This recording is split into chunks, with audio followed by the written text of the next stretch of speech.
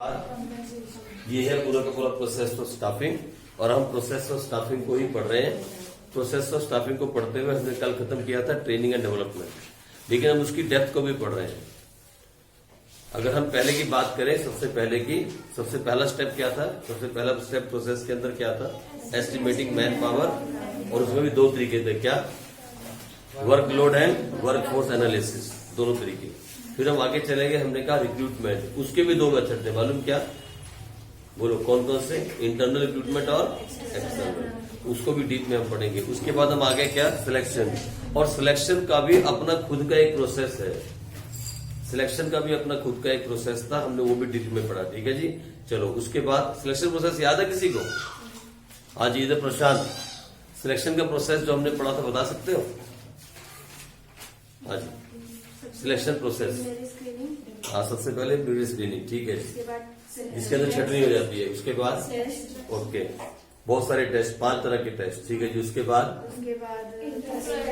Okay, interview test हो गए सारे ना।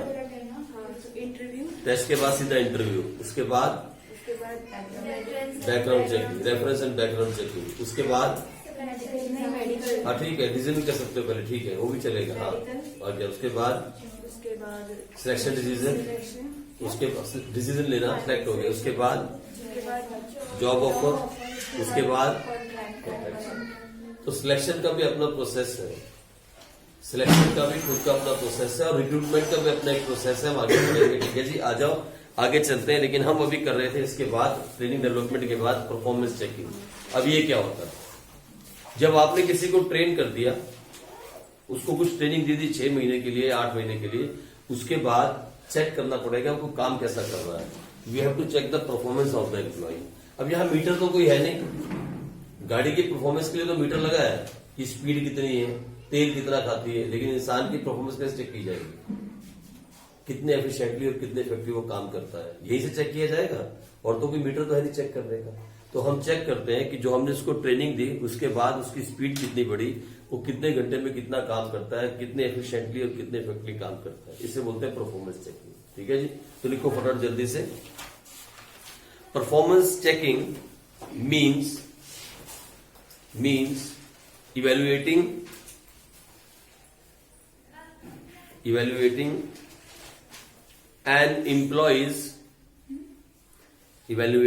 an employee's current performance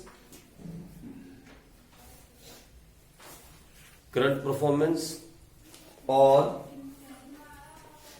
employees current performance or past performance or past performance against certain predetermined standards.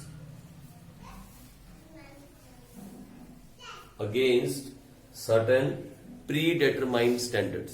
दोबारा से repeat करूं, एक बार फिर से रिपीट करता हूं। Performance checking means evaluating, evaluate करना मतलब एनालाइज करना। अगर इवेल्युएटिंग वर्ड हार्ड लग रहा है तो एनालाइज लिख लो। Evaluating an employees performance, an employees current performance और past performance with certain predetermined standards. ठीक है जी, और शॉर्ट कर दिया, with certain predetermined standards. For example,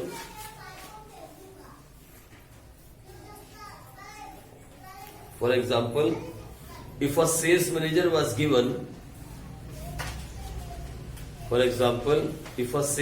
was given a sales target of 10,000 cars, if a sales manager was given a sales target of 10,000 cars during a month,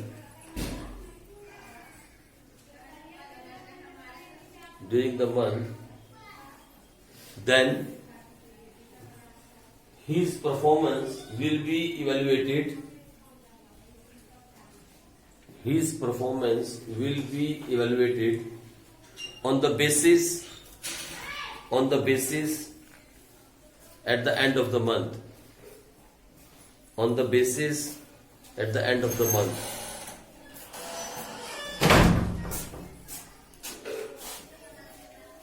ठीक है जी। मतलब आपने आज उसको टारगेट दिया महीने के शुरू में कि भैया 10,000 गाड़ी बेचनी है, तो आज ही परफॉर्मेंस चेक कर दोगे।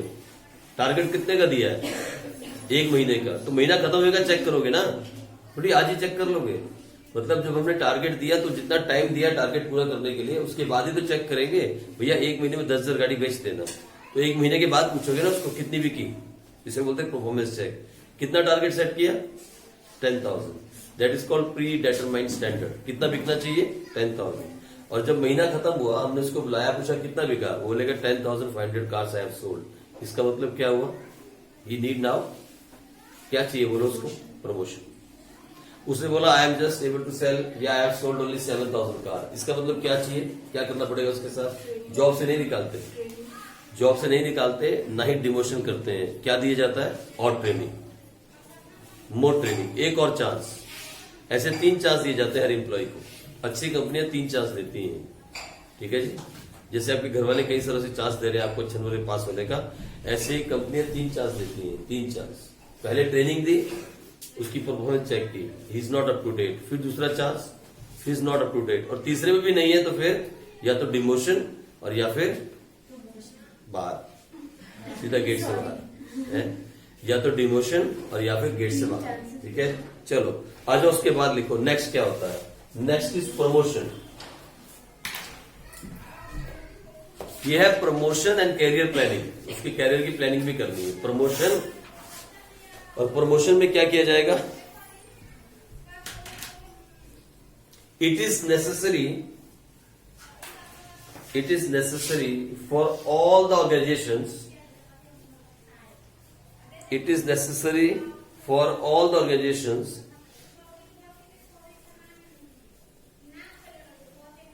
to give promotion to their employees.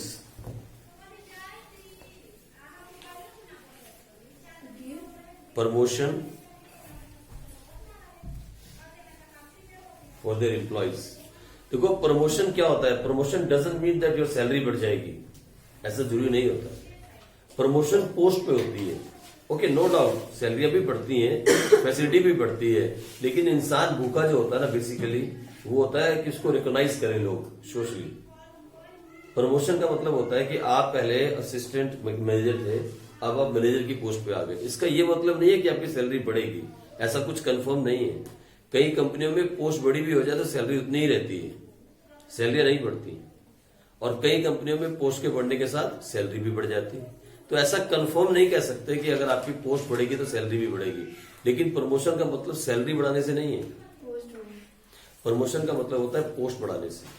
आपकी जो पोस्ट है, पहले थे आप असिस्टेंट अकाउंट्स मैनेजर, फिर बन गए अकाउंट्स मैनेजर, फिर बन गए एचओडी, धीरे धीरे करते करते आप अकाउंट्स के हेड बन गए। ये होती है प्रमोशन। ये सीढ़ियां जो आप चढ़ते से प्रमोशन कहते हैं। अब सैलरी कितनी बड़ी, वो तो कंपनी का क्राइटेरिया पहले से सेट है कि भैया असिस्टेंट को इतनी देनी है ना, मैनेजर को इतनी देनी है, एचओडी को इतनी देनी है, ये फैसिलिटी देनी है, पहले सेट होता है वो, ठीक है। तो चलो लिखो आप फटाफट जल्दी से, आगे लिखो। Promotion is an integral part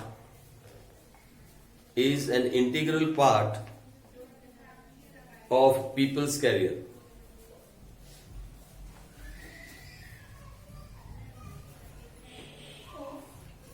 Integral part of people's career. Promotion involve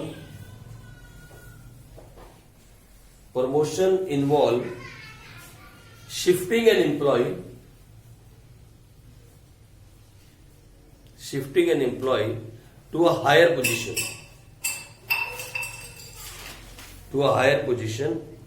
carrying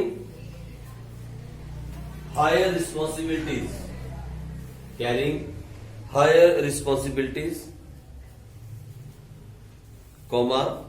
duties, facilities and pay. Duties, facilities and पे। पे मैंने तनख्वाह, ठीक है जी। हाँ, एक बात सच है, तनख्वाह बढ़े ना बढ़े, फैसिलिटी बढ़े ना बढ़े, रिस्पॉन्सिबिलिटी जरूर बढ़ जाती है, ड्यूटीज भी बढ़ जाती है, ठीक है।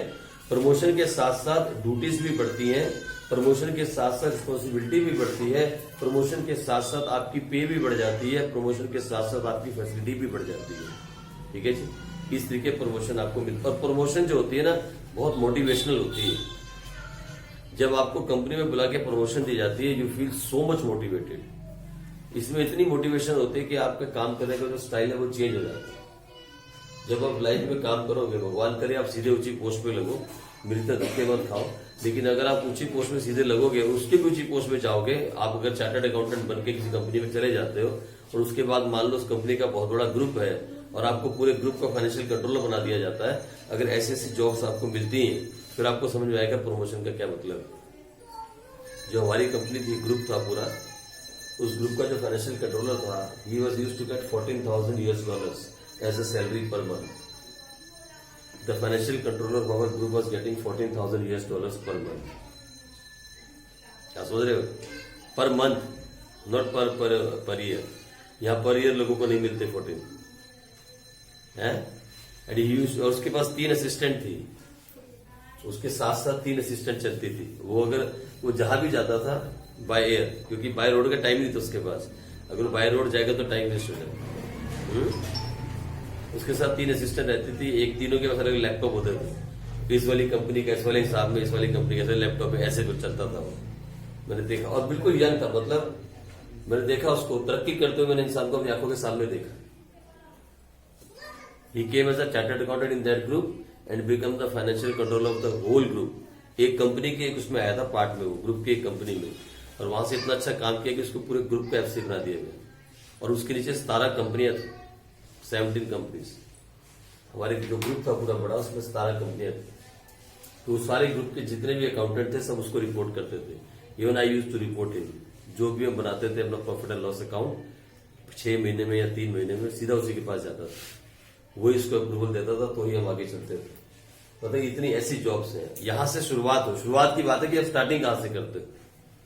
हमारे जमाने में इतना समझाने वाला कोई था नहीं। अगर हम स्टार्टिंग चार्टर्ड अकाउंटेंट से करते हैं तो फिर एंड जो होता है वो बहुत बड़ा होता है। लेकिन अगर हम स्टार्टिंग छोटे अकाउंटेंट से करते हैं तो फिर एंड कहां तक होता है? मैक्सिमम एचओडी तक, उसके आगे हम नहीं बढ़ पाते। आप समझे मेरी बात?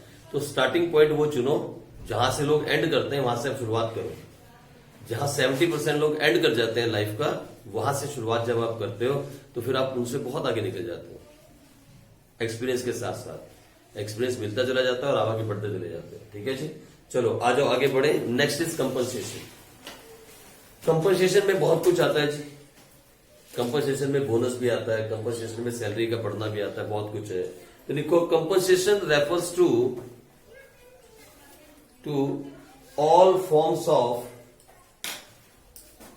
all forms of pay or rewards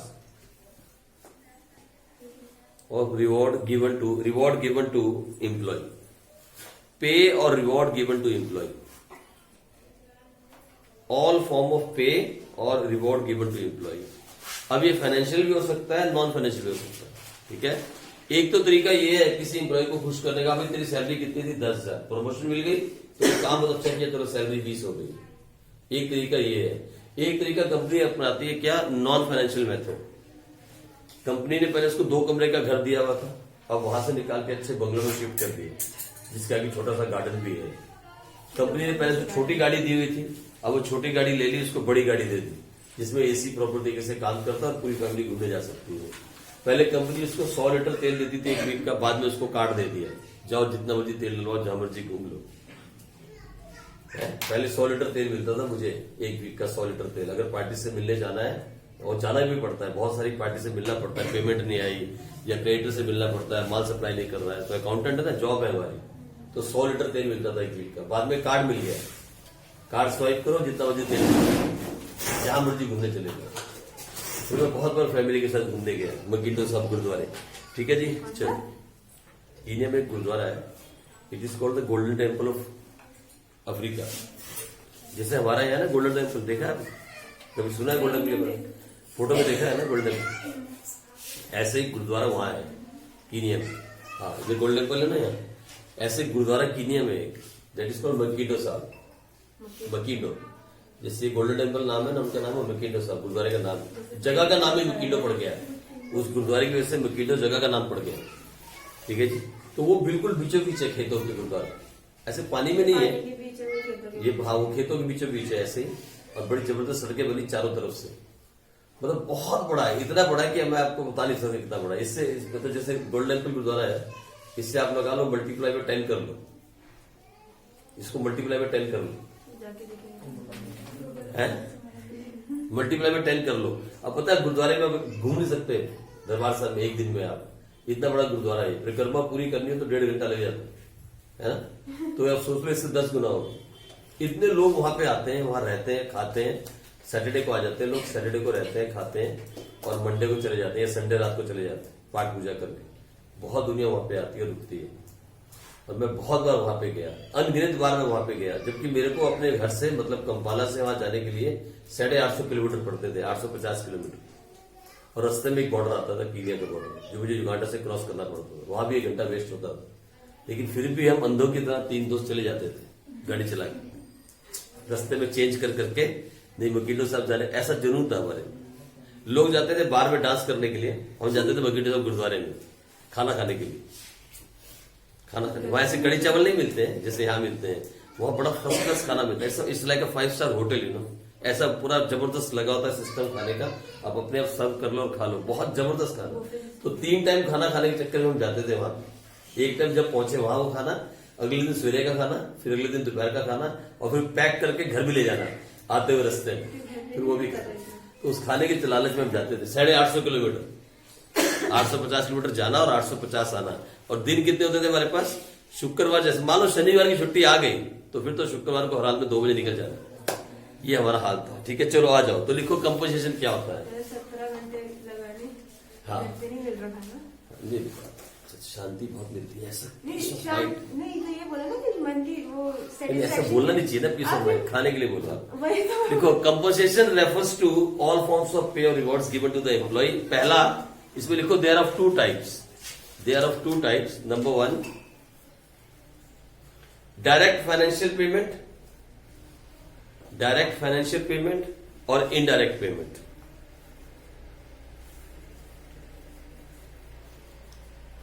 ये 2 तरह से दिए जाते हैं जी, ये जो कंपनसेशन है 2 तरह से, एक डायरेक्ट फाइनेंशियल पेमेंट और दूसरा इनडायरेक्ट पेमेंट। अब ये डायरेक्ट फाइनेंशियल पेमेंट क्या होती है, पहले ये लिखो जल्दी से। इसमें आते हैं वेजिस, लिखो डायरेक्ट फाइनेंशियल पेमेंट में wages, comma salaries, comma commission, comma incentive, comma bonus,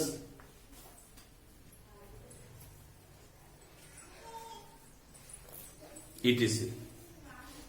अब ये पता मैं क्यों लिखवा रहा हूं, क्योंकि ये पेपर में आने वाली चीज है, ये केस स्टडी में पक्का आती है, इसलिए लिख रहा हूं। इसके ऊपर मार्क कर लो आप, ये वाला जो कंपनसेशन है ना, इसको मार्किंग लगा लो, इसको आपको 10 बार पढ़ना कम से कम। वो आपसे पूछेगा केस स्टडी में ये कौन से टाइप का कंपनसेशन है, डायरेक्ट वाला या इनडायरेक्ट वाला। अब मेरी बात समझे, केस स्टडी में फंस जाओगे आप, इसलिए मैंने सारे लिखवा दिए। फिर इसके आगे लिखो direct financial payments are of 2 types, इसमें भी 2 टाइप है। Direct financial payments are also of 2 types.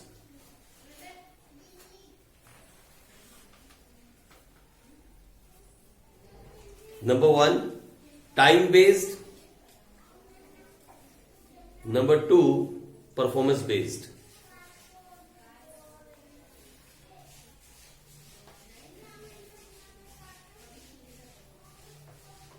समझिए, टाइम बेस्ड मतलब दिहाड़ी, जैसे दिहाड़ी देखिए आपने, एग्जांपल की देखना हो तो टाइम बेस्ड मतलब दिहाड़ी, किसी को वीकली दे दिया, डेली दे दिया, मंथली दे दिया, that is called time based. ठीक है।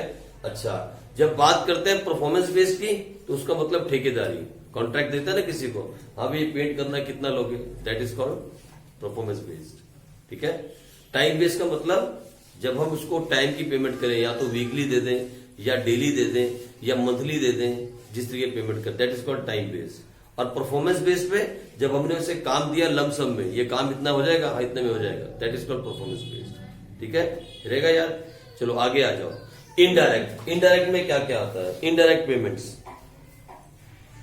अब इनडायरेक्टली कंपनी बहुत तरह की पेमेंट देती है, जैसे वेकेशंस, हॉलीडेज, छुट्टियों में भेज देना स्टाफ, जाओ घूमो फैमिली के साथ कनाडा चले जाओ, ये लो टिकट हमारी तरफ से, ऐसा भी करते।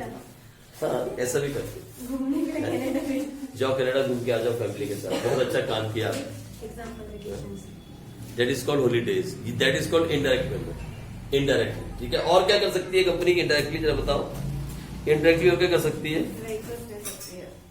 Provident fund, provident fund, that is also a part of indirect payment. Then employee security fund, employee social security fund, that is also a type of indirect payment, वो भी कंपनी करती है। और क्या कर सकती है?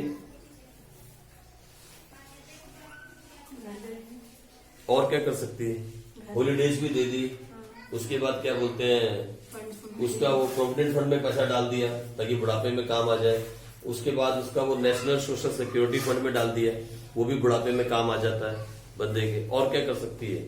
इसके अलावा कंपनी और क्या दे सकती है? मेडिकल फैसिलिटी, फ्री में मेडिकल दे दिया, आपकी सारी फैमिली कोई बीमार होगा तो ले आना हमारे अस्पताल में, फ्री में इलाज करवा देंगे। Transport facility,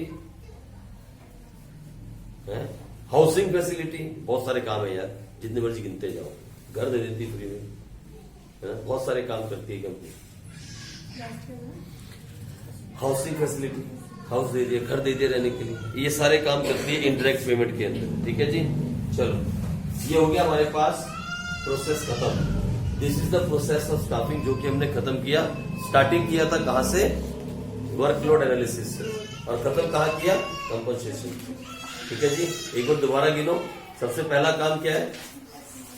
estimating man power requirement, उसके बाद उसके बाद उसके बाद उसके बाद उसके बाद ट्रेनिंग के बाद परफॉर्मेंस चेक, किसी को ट्रेन किया तो क्या चेक करेंगे? परफॉर्मेंस। उसके बाद प्रमोशन, उसके बाद तो कितने हो गए? गिनो दोबारा से, 8 हो गए, टोटल 8 हो गए। पक्का पेपर में आएगा इन 8 में से 100%, आंखें बंद कर विश्वास करो, इसमें पेपर पक्का आएगा। ये पक्का टॉपिक आता है पेपर में। लास्ट 10 ईयर के पेपर उठाओ। अच्छा मेरी बात सुनो, 10 ईयर के पेपर किसने किसने बाय कर लिए अभी तक? लास्ट 10 ईयर पेपर किस किस बच्चे ने बाय कर लिए? अकाउंट्स के, इकोनॉमिक्स के और बीएसटी के। नहीं कर रहे बाय? सबसे ज्यादा फेल भी बीएसटी में होते हैं, याद रखना इस बात, क्योंकि लोग उसको लीनियंट लेते हैं कि बेकार है, ऐसा नहीं, उड़ा देती बीएसटी में। हाँ जी, इधर बहुत सारे बच्चे हैं जो 60 मार्क्स में लेके आते हैं बीएसटी में। जल्दी बताओ, ले बाय किए? बेटे बाय करो ना लास्ट ईयर। अब कब करोगे बाय? नंबर तो आ गया। पेपर बाय कर लो लास्ट 10 ईयर्स, अकाउंट्स के भी, इकोनॉमिक्स के भी और बीएसटी के भी। ठीक है जी, और मालूम है कैसे पढ़ाई करनी? मैंने कई बार समझाया, अकाउंट्स में भी, इकोनॉमिक्स में भी, बीएसटी में एक ही मेथड से पढ़ाई करनी है। पता है कौन सा मेथड है? पेपर नहीं सॉल्व करना, पेपर सॉल्व करने मत बैठ जाना अभी वो टाइम नहीं आया, उसका टाइम जनवरी एंड में आएगा पेपर सॉल्व करने का। मालूम है कैसे पढ़ाई करनी है? मान लो आप स्टाफिंग के चैप्टर पे हो, कौन सा चैप्टर कर रहे हैं? स्टाफिंग।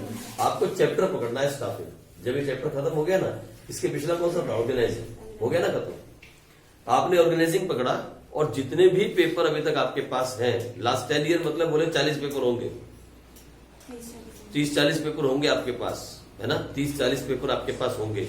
तो 30-40 पेपर में ऑर्गेनाइजिंग में से क्या क्या आया, बस वही पढ़ना है। सारा पेपर पढ़ने मत बैठ जाना। 30-40 पेपर को एक लाइन में रख लो, चाहे तो फाड़ लो बुक को, चाहे तो किताब को फाड़ लो, और उसके अंदर से फोटोकॉपी करा के जितने भी ऑर्गेनाइजिंग से रिलेटेड केस स्टडीज आई हैं, जितनी भी, अरे 40 होगी 40, अगर 40 नहीं होगी तो 15-20 तो पक्का मिल जाएंगे आप। ऑर्गेनाइजिंग में जितनी केस स्टडी आई है उसको बाहर निकाल लो, ऑर्गेनाइजिंग में जितनी थ्योरी आई है उसको बाहर निकाल लो, 1 नंबर में चाहे 3 नंबर में चाहे केस स्टडी में। ऑर्गेनाइजिंग का सारा जितना भी वहां पे ऑर्गेनाइजिंग का संबंधित सामान है उस सबको बाहर खींच लो, चैप्टर वाइज। ठीक है, ऐसे पढ़ाई करनी है। वो पेपर उठा के पागल की तरह मत लग जाना, ये कोई नहीं समझाता है। ऐसे ही अकाउंट्स में करनी है, ऐसे ही इकोनॉमिक्स में करनी है।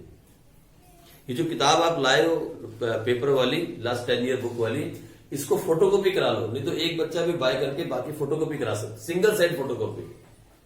जो भी फोटोकॉपी कराएगा सिंगल साइड कराएगा, ताकि पीछे से उसको आप फाड़ सको। सिंगल साइड फोटोकॉपी कराओ, उसका एक साइड होना चाहिए प्लेन पेपर, उसको फोटोकॉपी कराओ। और जितने भी, मम्मी को लगा दो इस काम पे, वहां डॉट मार दो, मम्मी ये सारे फाड़ दो, वो सारे फाड़ देगी उससे लेके स्केल से, और उसके बाद पेश कर देगी। क्या बन जाएगा मालूम आपके पास? Question bank of organizing for last 10 years. कोई दुनिया की ताकत नहीं हरा सकती आप 95% से नीचे लाने में, कोई भी दुनिया की ताकत। हाँ, 95 से नीचे नहीं आएंगे, 95 से ऊपर आएंगे। दुनिया की कोई ताकत आपको हरा नहीं सकती पूरा जोर लगा के भी कि 95। ऐसे ही अकाउंट्स में जैसे चैप्टर होते जा रहे हैं, जो जो हमारे चैप्टर खत्म होते जा रहे हैं, तो उस चैप्टर का क्वेश्चन बैंक बना लो, अपने घर वालों को इस चीज में लगाओ। अब टाइम आ गया ये काम करने का, आज से पहले नहीं था। ये नहीं कि पहला पेपर उठाया और करना स्टार्ट कर दिया इश्यू ऑफ शेयर्स। पूरे 10 पेपरों में कितना इश्यू ऑफ शेयर्स आया, पहले 1 नंबर से ढूंढना स्टार्ट करो। 1 नंबर में क्या क्वेश्चन पूछा गया इश्यू ऑफ शेयर्स में? ऐसे स्टाफिंग में 1 नंबर में कुछ आया, नहीं आया, छोड़ दो। 10 के 10 पेपरों में, इसका मतलब इसमें से 1 नंबर में नहीं आता। ठीक, उसके बाद 3 नंबर में कितना आया या 2 नंबर में कितना आया, फिर केस स्टडी कितनी आई, उसको निकाल लो। आप हैरान हो जाओगे, बार बार आप हैरान हो जाओगे जब बनाओगे। ये मैंने बना रखा है क्वेश्चन बैंक, मेरे पास पड़ा था यहाँ इश्यू ऑफ शेयर्स का, मैं दिखाया था ना आपको इश्यू ऑफ शेयर्स का 10 साल का। आपको हैरानी हो जाएगी ये देख के कि कैसे क्वेश्चंस 2-2 साल के बाद रिपीट हो रहे हैं। आप खुद के मास्टर बन जाओगे। आपका ऐसा जबरदस्त गैस हो जाएगा कि दुनिया की कोई ताकत आप पे टिकेगी नहीं। फिर आप पेपर देने बैठोगे, आपको पता होगा ये क्वेश्चन आएगा इस बार पेपर में। आई बात समझ? लेकिन इस सबके लिए क्या चाहिए? बोलो क्या चाहिए?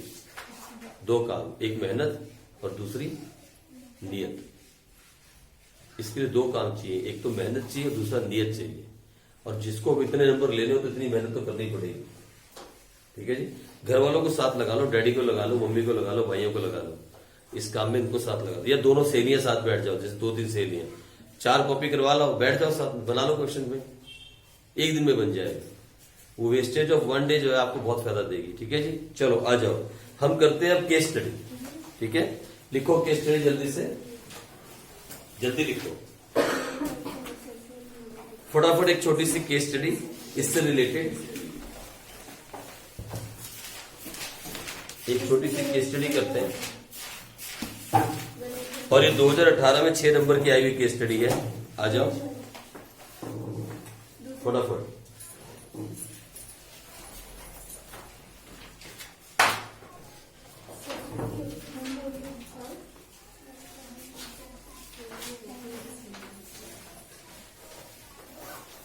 लिखो जल्दी से। The IT company is terminating, कोई भी कंपनी आईटी की है, the IT company is terminating the employment of its senior managers.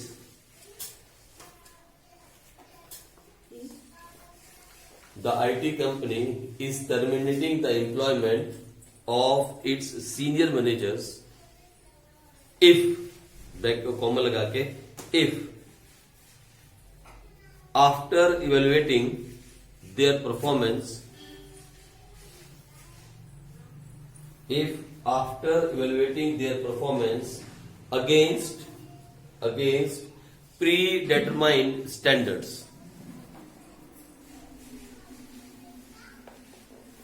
if after evaluating their performance against predetermined standards, if it is found lacking,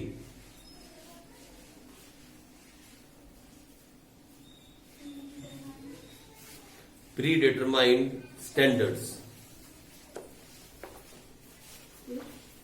if it is found lacking, if it is found lacking, लिख लो आगे, if it is found lacking. With this analysis,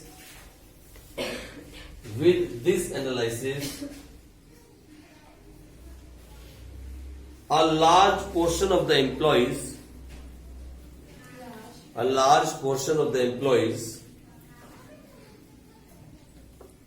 may become irrelevant.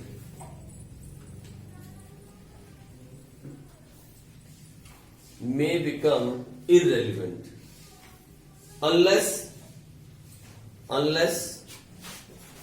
they learn new skills, unless they learn new skills and apply the knowledge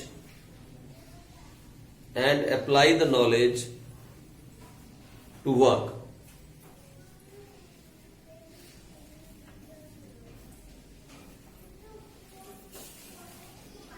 The company is ready, the IT company is ready, the IT company is ready to facilitate, the IT company is ready to facilitate employee learning. Employee learning through its in-house centers. अब सुन लो मेरी बात, through it's in house centres. ठीक है, सुनो case study देखो, ये है छोटी सी केस स्टडी, छोटी सी, बहुत छोटी सी केस स्टडी है और 2018 में 6 मार्क्स की आई है. ये 2018 में 6 मार्क्स की आई हुई केस स्टडी है. It's a very simple case study. अभी मैंने क्वेश्चन लिखवाना है, क्वेश्चन नहीं लिखवाए, यहां तक की केस स्टडी है इतनी सी, और 6 नंबर की आई 2018 में. आप देख रहे हो 6 मार्क्स. इस चैप्टर में से ये वाली केस स्टडी आई है. अब कितनों को समझ में आई केस स्टडी, पहले ये बताओ. पहले केस स्टडी को क्वेश्चन बाद में बताता हूं, पहले केस स्टडी पढ़ लो एक बार. कितना समझ में आया आपको? नैन्सी दास सो रही है, नींद में. नैन्सी तबीयत खराब, बस तो जाएगी. शुक्र नहीं, आगे बहुत सारे काम कर रहे हैं. लिखो क्वेश्चन इसका, name the function of management, name the function of management performed, name the function of management performed by the company,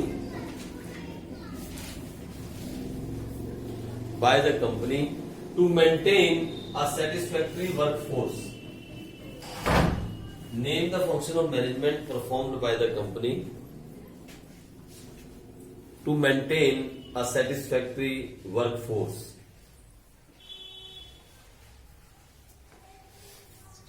2. Identify and explain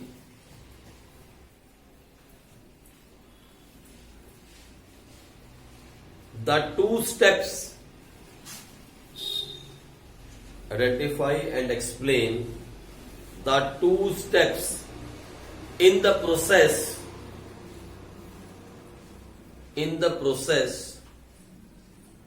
of the function of management discussed above. अभी answer मत देना, मुझे मालूम answer सबको मालूम है. और तीसरा क्वेश्चन है, question number 3, also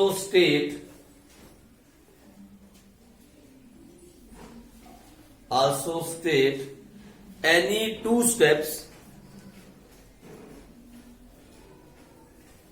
of the function of management discussed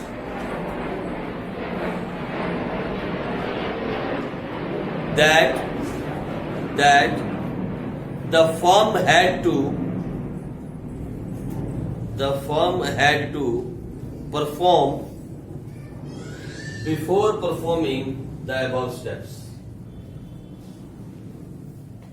The firm had to perform before performing the above steps. अब सुनो, पहले क्वेश्चन समझो.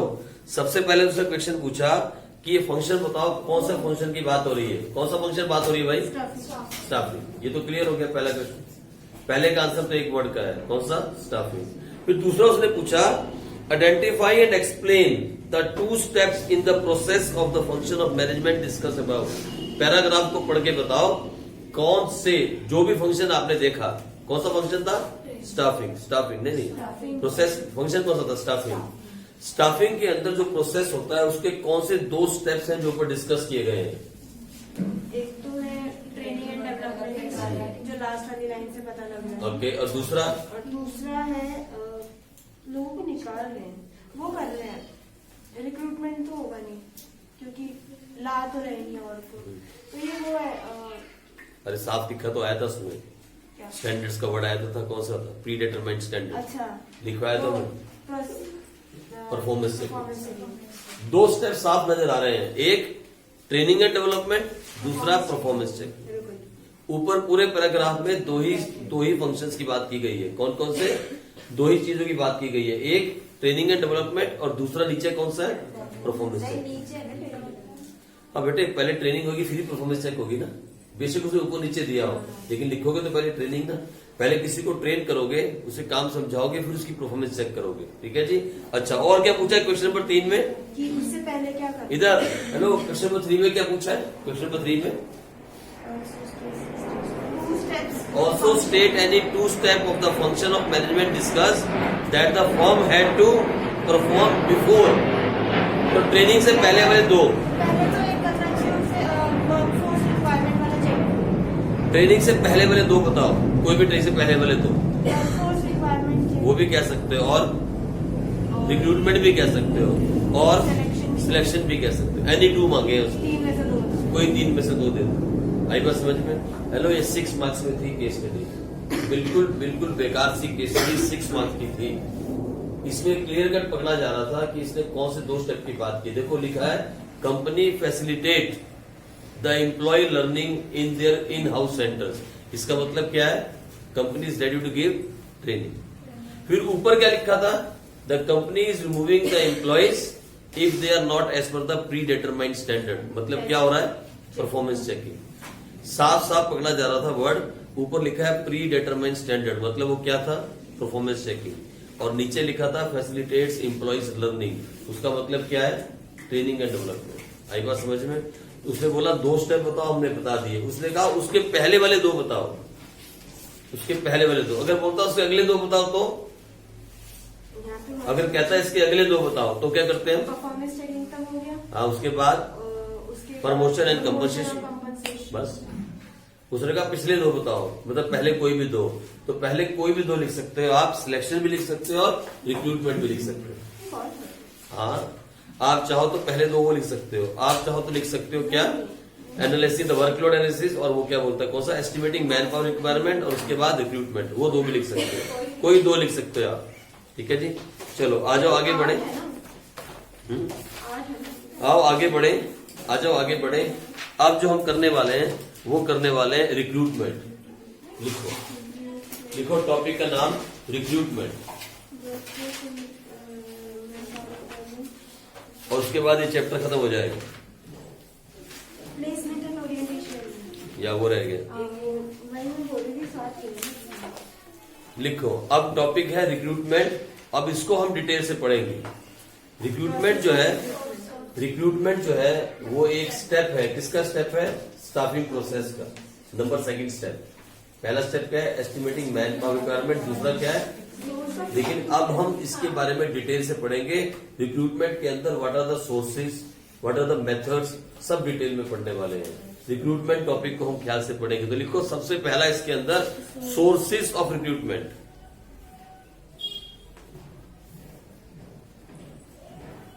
लेकिन आपको बहुत आसानी से समझ में आ जाएगा। 2 तरह के सोर्स होते हैं, ऐसे लिख लो यहाँ पे बीचों बीच, सोर्सेज ऑफ रिक्रूटमेंट, और ऐसे एरो लगा लो। यहाँ लिखो इंटरनल सोर्स, यहाँ लिखो एक्सटर्नल सोर्स। हाँ कोई नहीं, सोर्सेज लिख लो और ऐसे कर लो, लिखो इंटरनल,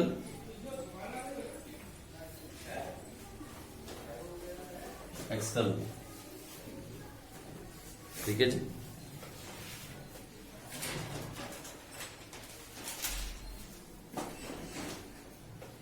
इंटरनल और एक्सटर्नल। ठीक है। अब सुनो मेरी बात, इंटरनल सोर्स की बात हो तो हमने उस दिन बात की थी। इंटरनल में हम क्या क्या कर सकते हैं, सबसे पहला बताओ। आज इंटरनल में क्या कर सकते हैं, ट्रांसफर कर सकते हैं। ठीक है जी, लिखो सबसे पहला इंटरनल में लिखो, हम कर सकते हैं ट्रांसफर और हम कर सकते हैं प्रमोशन। PROMOTIONS, ठीक है, PIONS, प्रमोशन। हम कर सकते हैं ट्रांसफर, हम कर सकते हैं प्रमोशन इंटरनल के अंदर। यानी यहाँ 4 लोग काम करते हैं इस वाली ब्रांच में, उस वाली ब्रांच में 5 लोग काम करते हैं। यहाँ एक आदमी की जरूरत है, वहां पे एक फालतू है, वहां से उठा के यहाँ ले आए, that is called transfer. That is the easiest way of doing recruitment.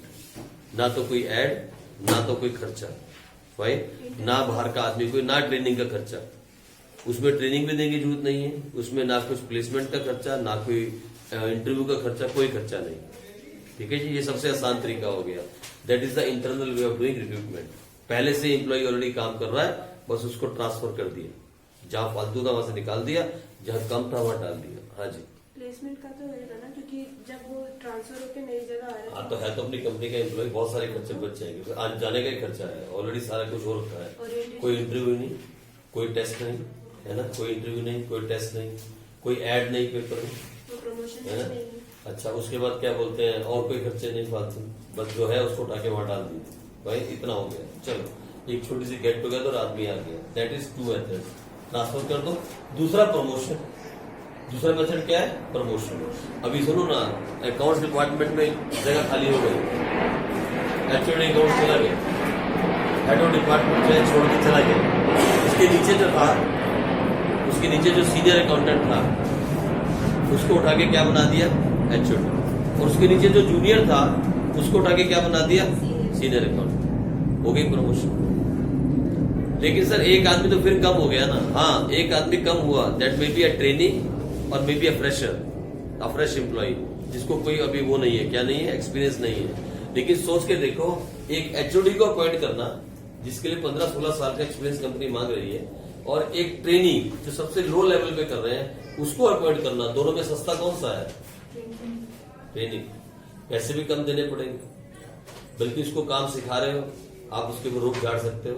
लेकिन एक बड़ा आदमी आएगा तो रोक भी नहीं सहेगा। इसीलिए प्रमोशन भी दूसरा आसान तरीका है to do the recruitment. Internal method, अंदर ही अंदर प्रमोट कर दिया, आपकी पोस्ट बढ़ा दी और आपको प्रमोट करके रिस्पॉन्सिबिलिटी बढ़ा दी, ड्यूटी बढ़ा दी और प्रमोशन दे दी, चलो पे भी बढ़ा दी भाई।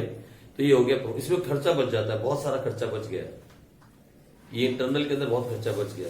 लेकिन अगर कुछ भी ना हो तो फिर कंपनी कहां जाती है, एक्सटर्नल सोर्स के ऊपर। एक्सटर्नल सोर्सेज ऑफ रिक्रूटमेंट मतलब एक्सटर्नल तो बहुत सारे हैं, giving ads in the newspaper, going for placement agencies, उसके बाद कैंपस प्लेसमेंट, उसके बाद रेफरेंस, बहुत सारे तरीके हैं।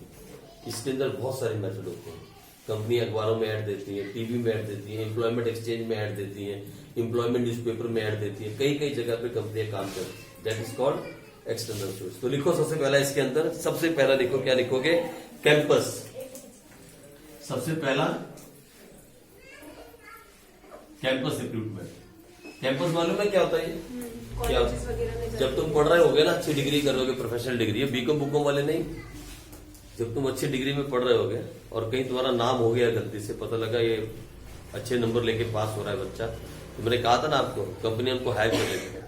यहाँ तक कि उनकी पढ़ाई का खर्चा भी जो है सब कुछ कंपनियां दे देती है। आप अच्छी जगह पढ़ रहे हो, आपने सीए फाउंडेशन में अच्छे नंबर लेके पास हुए, कंपनी को सीए बनने की 3 की जरूरत है, आपने इंटर जैसे पास की, कंपनी पहुंच जाएगी वहां। हाँ जी, बोलो जॉब करनी है, उसी वक्त पे आपका इंटरव्यू होगी, उसी वक्त पे आपके साथ एग्रीमेंट हो जाएगा और कॉन्ट्रैक्ट साइन कर दिया जाएगा। बल्कि यहाँ तक कि आपकी पढ़ाई का, रहने का, खाने का सब खर्चा कंपनी दे देगी और आपसे लिखवा लेंगे अगले 10 साल तक हमारे साथ काम करोगे। That is called campus placement. और ये तो सबसे ज्यादा होती है ना, ये सबसे। लेकिन उन्हीं बच्चों के लिए जिनके अच्छे मार्क्स होते हैं और जो हीरे होते हैं, सबके लिए नहीं है ये। आम कॉलेजों में नहीं जाते, खासकर प्रोफेशनल्स, उनके लिए होती है ज्यादातर। ठीक है जी, चलो उसके बाद अगला आ जाओ, नेक्स्ट क्या होगा हमारे पास, उसके बाद नेक्स्ट क्या सकता है, एम्प्लॉयमेंट एक्सचेंज।